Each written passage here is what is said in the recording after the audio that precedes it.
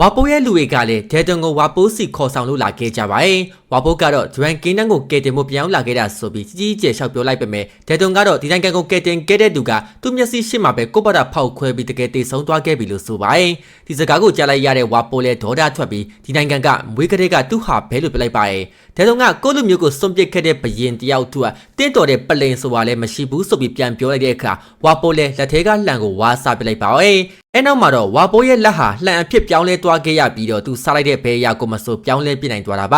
ါတဲတုံကလည်းဒီဘယ်ဖရုစားရတာကြောင့်ပဲခနာကိုဟာနွားရိုင်းလူသားအဖြစ်ကိုပြောင်းလဲသွားပြီးဝါပိုးကိုစတင်တိုက်ခိုက်ပါရဲ့ဒါမဲ့ဝါပိုးရဲ့လှန်ဖြစ်နေတဲ့လက်နဲ့ပဲထိုးဆိုင်တာခံလိုက်ရပြီးသူထောက်ကြသွားပါတော့ဆရာဝန်အယောက်20နဲ့ဝဝနှစ်ကောင်ကတော့ဝါပိုးကိုပလင်ပြန်ရအောင်လုပ်ပေးနေမှာမဟုတ်ဘူးဆိုပြီးတဲတုံကပြလိုက်ပါ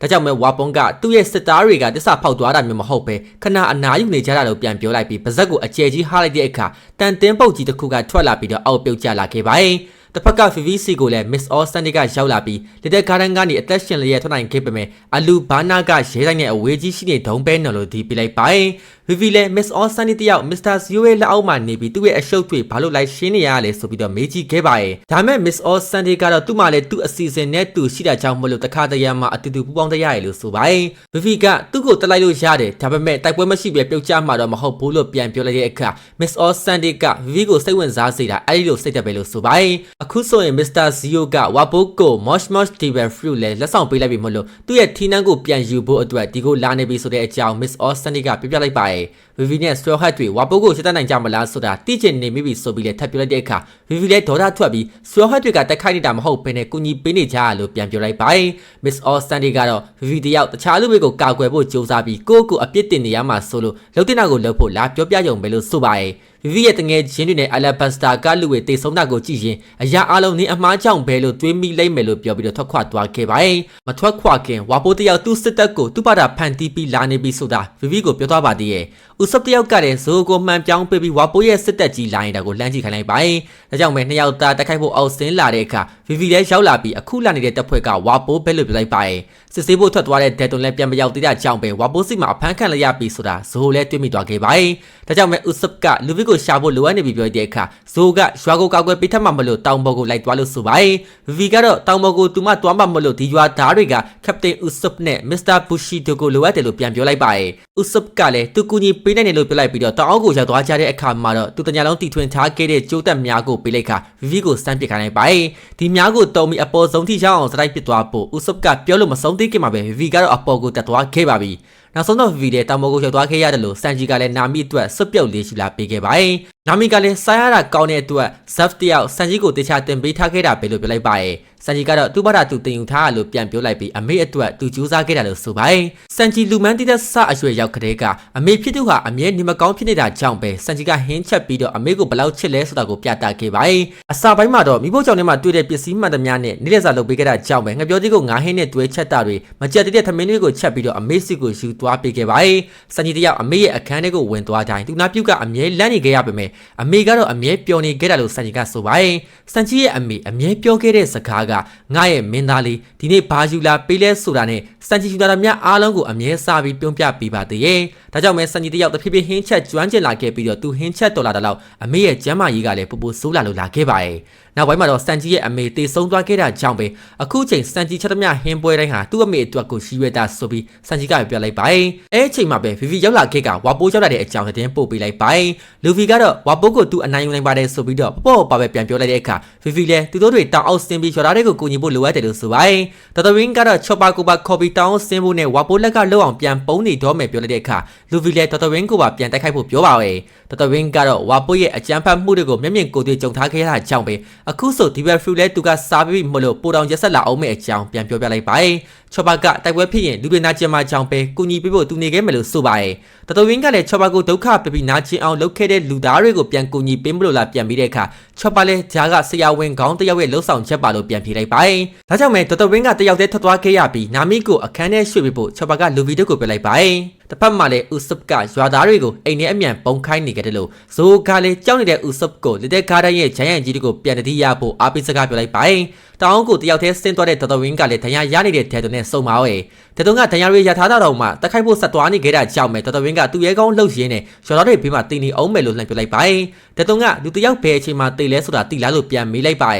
်ဒီစကားကြောင့်ပဲဒေါက်တာဝင်းလည်းဒေါသထွက်သွားခဲ့ပြီးတော့ဟီရိုလက်ရဲ့သွေးတွေစွန်းထင်နေတဲ့ဒေတုံလက်ထဲမှာဟီရိုလက်ရဲ့မှတ်ညံတွေထပ်အပြက်စီးမခံနိုင်ဘူးလို့ပြောလိုက်ပါတယ်ဒေတုံကတော့ပျက်စီးနေပြီဖြစ်တဲ့ဒရန်ကင်းတန်းကြီးကိုဟီရိုလက်တယောက်ဘလောက်တောင်ကဲတင်ခြင်းခဲ့လဲဆိုတာဒေါက်တာဝင်းရောဒေတုံရောအတိဆုံးပဲလို့ပြောလိုက်ပါတယ်ဟီရိုလက်ကိုတေးစေမိခဲ့တဲ့အတွက်နောင်တရရလို့လည်းထပ်ပြောလိုက်ပြီးတော့အခုချိန်မှာတော့အာနာရှင်ဝါပိုးကြောင့်ဘသူကမှထပ်တေခွင့်မပေးနိုင်တော့ဘူးလို့ဒေါက်တုံကထပ်ပြောလိုက်ပါတယ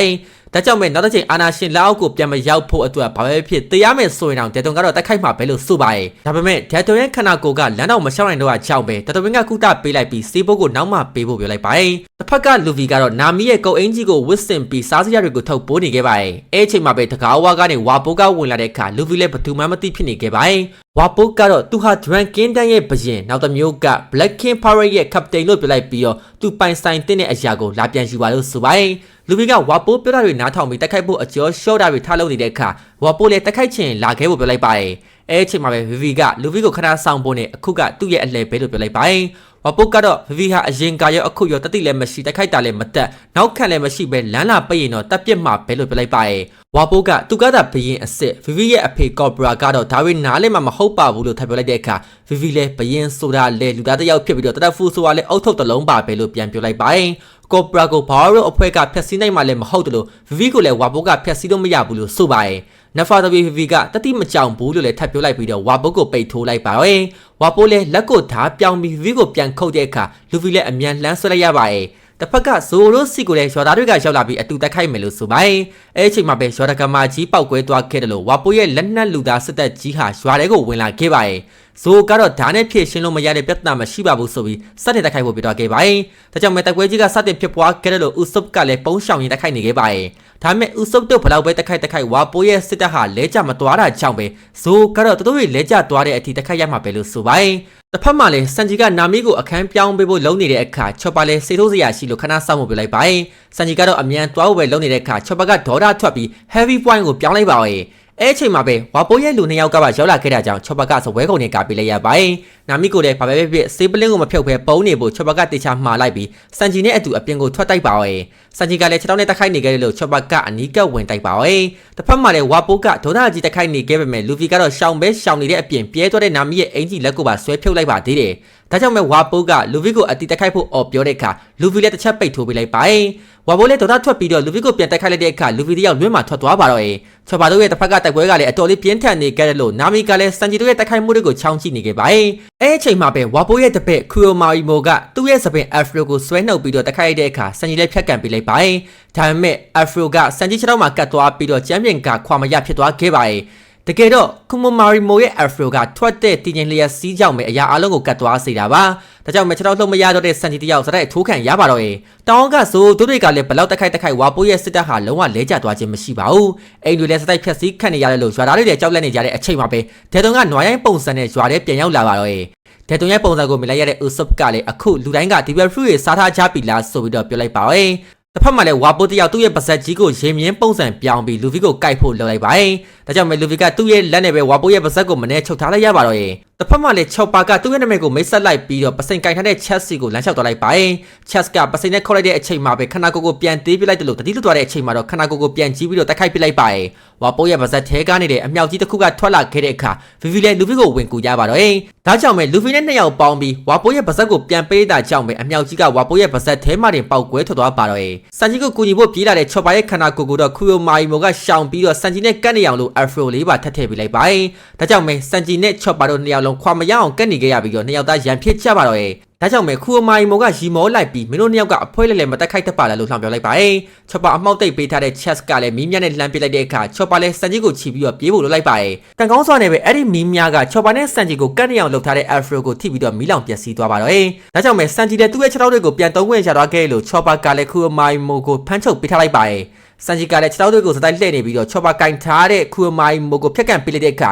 မီးမြပစ်လိုက်တဲ့ chess ကိုသွားထိပြီးတော့နှစ်ယောက်လုံးမှောက်သွားပါတော့ရဲ့။ဒါကြောင့်မဲစန်ဂျီကသူတို့နှစ်ယောက်ကတကယ်ကောင်းတဲ့အဖွဲလိုက်လောက်ဆောင်သူတွေဆိုပြီးတော့ချော်ပါနဲ့လက်တီးချင်းတိုက်လိုက်ပါရဲ့။တစ်ဖက်မှာလည်းဒေတုံကရွာသားတွေကိုကာကွယ်ပေးနေခဲ့လို့ဇိုးကလည်းကူညီပေးနေခဲ့ပါရဲ့။ဒေတုံကဒွမ်ကင်းတဲ့ရဲ့ရွာသားတွေကိုကာကွယ်ဖို့အတွက်အမြဲတမ်းတိုက်ပွဲဝင်နေမယ့်အကြောင်းပြောလိုက်တဲ့အခါ ဇိုးလဲဒေတွန်တယောက်ခေါင်းဆောင်ပုံစံမျိုးစဖြစ်နေပြီလို့ပြောလိုက်ပါတယ်တခိုက်ခံရတဲ့ Usopp ကိုလည်းဒေတွန်ကကူညီပေးလိုက်ပြီးတော့နှလုံးပြည့်နဲ့ရန်သူတွေကိုတက်ခိုက်လိုက်ပါတယ်လူဗီတို့စီကိုလည်းနာမီတို့ကရောက်လာခဲ့တယ်လို့လူဗီလက်ချက်နဲ့ကော်ဝင်းကြီးပြဲနေခဲ့တာကိုနာမီလည်းတီထားမိသွားခဲ့ပါတယ်အဲ့ချိန်မှာပဲဝါဘိုကပြန်ချလာခဲ့ပြီးတော့ကမ္ဘာအစိုးရရဲ့အဖွဲ့ဝင်နိုင်ငံဒရန်ကင်းတန်ရဲ့ဘရင်ကိုထိခိုက်အောင်လို့လုပ်ရဲတယ်ပေါ့ဆိုပြီးအော်ပြောပါတော့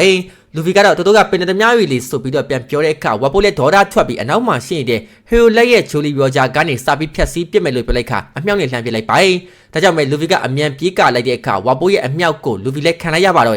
ဝါပိုးကတော့တန်ဖိုးမရှိတဲ့အဝတ်စုပ်တစ်ခုအတွက်ကိုစတေးသွားလာဆိုပြီးတော့လူဗီကိုလောင်ချီနေခဲ့ပါတယ်။အဲအချိန်မှာပဲလူဗီရဲ့စကားတဲ့ငါထွက်လာပြီးတော့ဂျိုလီပြောကြဆိုတာဘတော်မှဖြတ်စည်းလို့မရမယ့်ယုံကြည်ချက်ရဲ့ပြက်ရောက်ပဲလို့ပြောလိုက်ပါရဲ့။ဒီရလန်ကတနက်နေ့ပြစ်စီရလည်းမဟုတ်တယ်လို့လောင်ပြောင်စရာလည်းမဟုတ်ဘူးလို့ပြောလိုက်တဲ့အခါချော့ပါလေလူဗီရဲ့စကားကိုထောက်ခံလိုက်ပါရဲ့။အဲနောက်မှာတော့ဝါပိုးကိုဖြတ်ကန်လိုက်တဲ့အခါဝါပိုးလည်းအနောက်ကိုလွန့်ထွက်သွားခဲ့ရပါရဲ့။ဝါပိုးကတော့သူ့ရဲ့လက်ကိုလွှားဆက်အဖြစ်ပြောင်းလဲပြီးလူဗီကိုစတိုက်တက်ခိုက်လိုက်တဲ့အခါလူဗီလည်းမနှဲရှောင်ရပါတော့ဒါပေမဲ့လူဗီကတော့လုံးဝမကြောက်လည်းပဲပြတ်တက်ခိုက်နေတဲ့အခါချော့ပါတယောက်ဂျာကတကယ်ပင်သမျှပါလာလို့ရှေရွတ်မိသွားခဲ့ပါရဲ့ဝါပိုးကသူ့ရဲ့လွှားဆက်ကိုတောင်းပြီးလူဗီကိုနှစ်ချမ်းပိုင်းဖို့လုပ်နေခဲ့တာကြောင့်ပဲအရေးနှိမ့်နေတဲ့လူဗီကိုကူညီဖို့အတွက်ဗီဗီနဲ့ချော့ပါကကျိုးနဲ့လမ်းဆွဲပေးလိုက်ပါရဲ့ဒါကြောင့်ပဲလူဗီလည်းလွတ်သွားခဲ့တယ်လို့စန်ဂျီကလည်းသူ့ရဲ့ခြေထောက်ကိုစမ်းထုတ်ပြီးတော့လူဗီကိုအသုံးပြုခိုင်းလိုက်ပါရဲ့ဒီအခါမှာတော့လူဗီတယောက်စန်ဂျီရဲ့ခြေထောက်ကိုဆွဲပြီးတော့ဂန်ကန်အဲအဆော့နဲ့ဝါပိုးကိုလွတ်ထွက်သွားအောင်လုပ်ပေးလိုက်ပါရဲ့အဲ့ဒါကြောင့်ပဲရွာထဲမှာတက်ခိုက်နေကြတဲ့ဝါပိုးရဲ့စစ်တပ်ဟာလည်းလက်နက်တွေပြန်ကွာကျက်လာပြီးတော့ရီယိုတာမန်လူသားတွေအဖြစ်ကိုပြန်ပြောင်းသွားပါတော့ရဲ့စန်ဂျီတို့အကုန်လုံးကလည်းလူဗီတယောက်ဝါပိုးကိုအနိုင်တက်ခိုက်နိုင်သွားတာကြောင့်ပဲဝမ်းသာနေခဲ့ကြလို့ချော့ပါကလည်းဒွမ်ကင်းနန်ကိုကယ်တင်နိုင်ခဲ့ပြီဆိုပြီးတော့ဟီရိုလက်ကိုပြပြနေခဲ့ပါတယ်တောင်းအောင်မှလည်းရွာတွေကထွက်လာခဲ့ကြတယ်လို့ဥဆုပ်ကတော့ဆွေဟတ်တွေလုံးနေကြအတိုင်းပဲရန်သူတွေကိုအနိုင်ယူခဲ့ပြီးဆိုကအောင်မဲခံနေပါတော့ရဲ့ဒေါက်တာဝင်းကဒေတုံစီရောက်လာပြီးတော့ရာထားတဲ့တရားတွေကိုမကူပေးခင်အဝါရှိထားဖို့လာပြောလိုက်ပါတယ်အဲအချိန်မှာပဲဝါပိုးဖမ်းထားတဲ့ဆရာဝန်အယောက်20ကပါရောက်လာခဲ့တာကြောင့်ဒေါက်တာဝင်းကခြေချင်းတွေကိုတန်းတန်းနဲ့ပြစ်ပြီးတော့လှုပ်ပေးလိုက်ပါတယ်။ဒဏ်ရာရနေတဲ့လူနာတွေကိုသူနဲ့သူဝိုင်းကြည့်ပေးဖို့လည်းဒေါက်တာဝင်းကထပ်ပြောလိုက်ပါတယ်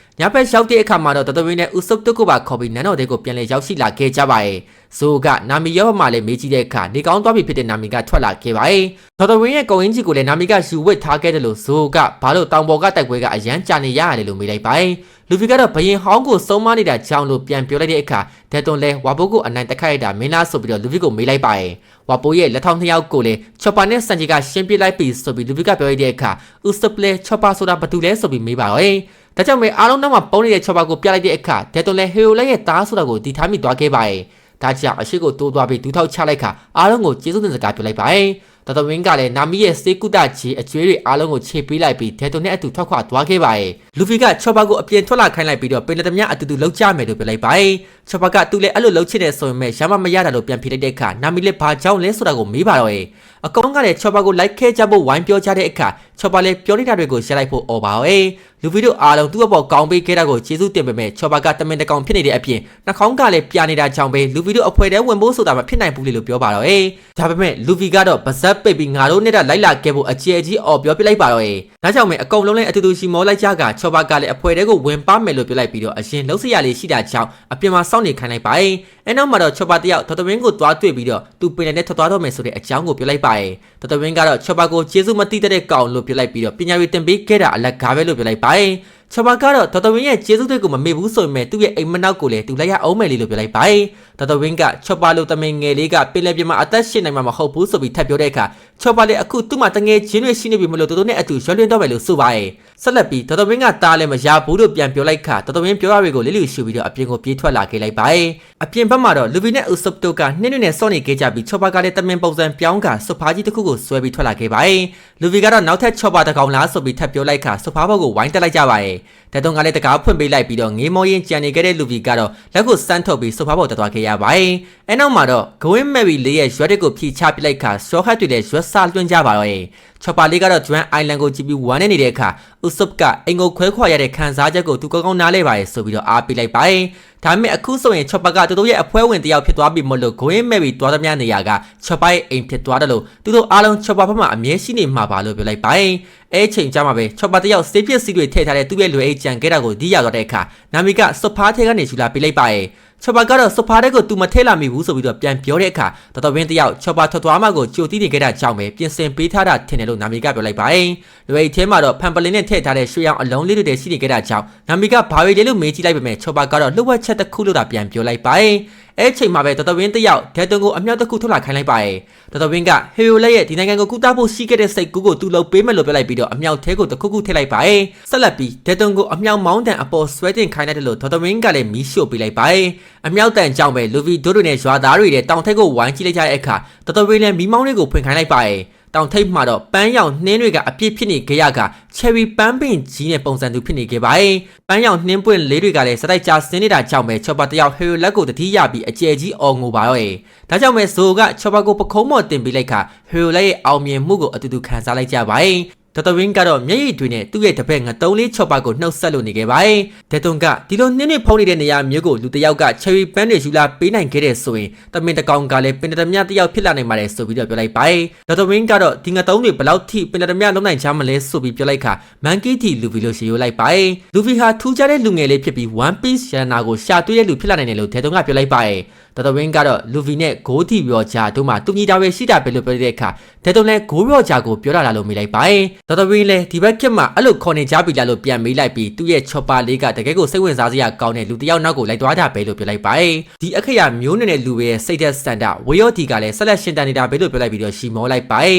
မယ်ရီအပေါ်မှာတော့လူဗီတို့လည်းအဖွဲဝင်အသက်ဖြစ်တဲ့ချော်ပါအတွက်အောင်ပွဲခံနေခဲ့ကြပါတယ်အကောင်လုံးကလည်းချော်ပါနဲ့အတူစော်ကစားနေခဲ့ကြတယ်လို့နာမီကလည်းဖီဖီကိုစကားပြောနေခဲ့ပါတယ်ဖီဖီကတော့လူဗီတို့ရဲ့ယူချစ်ကြောင်လုပ်ရတဲ့ကိုလွမ်းမိနေတော့မှပဲလို့ပြန်ပြောလိုက်တဲ့အခါလူဗီလည်းဘာလို့ဆိုတာမေးပါတော့ဗီဗီကတူတာအလက်ပတ်စတာကိုပြောင်းသွားခဲ့ရင်လူဗီတို့ကသူ့ကိုခြံထားပြီး One Piece ကိုတွားရှာချမ်းမာလေလို့ပြန်ပြောလိုက်ပါတယ်။ဒါကြောင့်ပဲလူဗီကတူတို့ One Piece ကိုတွားရှာချမယ်ဆိုတာမှန်ပေမဲ့ဘာရောအဖွဲ့ကလူတွေကိုအရှင်းရှင်းပြိုင်အနိုင်တက်ခိုက်ပြီးတော့ဗီဗီကိုကူညီပေးပြီးမှသာခရီးစကြမှာလို့ဆိုပါတယ်။ဗီဗီလည်းတကယ်ပြောနေတာလားမေးကြည့်တဲ့အခါနာမီကတူတို့ပုံစံတွေကိုကျင်သားရနေတင့်ပြီလို့ဝင်ပြောလိုက်ပါတယ်။ဗီဗီကလည်းတူတို့ရဲ့အဖွဲ့သားတစ်ယောက်ပဲမဟုတ်လို့တငယ်ချင်းဆိုတာအချင်းချင်းကူညီချရမယ်လေဆိုပြီးတော့အားလုံးကဝိုင်းပြောတဲ့အခါဗီဗီလည်းအရန်ဝမ်းသာသွားပြီးတော့အားလုံးကိုကျေးဇူးတင်စကားပြောလိုက်ပါတယ်။ဆက်လက်ပြီးတော့လူဗီတို့တာတကယ်ကိုညီမယ်ဆိုရင်တည်ထားရမယ့်အချက်တစ်ခုရှိတယ်ပြောလိုက်ပြီးတော့အေဂရန်နဲ့အတူစပိုင်လုံရင်းနဲ့အသက်ပေးရှာဖွေခဲ့ရတဲ့အရာကိုပြပြလိုက်ပါတယ်။အဲ့ဒါကတော့ဘာရောအဖွဲ့ကြီးကိုဦးဆောင်နေတဲ့ Mr. Zero ရဲ့တရုတ်မှန်ပဲဖြစ်ပါတယ်။တစ်ဖက်မှာလည်း Smoker နဲ့ Tashiki တို့နှစ်ယောက်ဆက်တွေ့ခယူကားနေတဲ့ဆင့် Straw Hat တွေနဲ့ Alabasta မင်းသမီးလေး Vivi ပတ်သက်နေတာကိုတည်သွားခဲ့ကြပါတယ်